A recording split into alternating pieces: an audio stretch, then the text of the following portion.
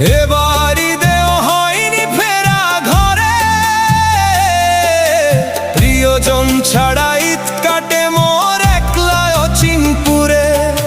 নিঃসঙ্গতা কুরে কুরে খায় তবুও মুখে হাসি, আমি যে প্রবাসী, আমি যে প্রবাসী। সবাই ভাবে প্রবাস মানেই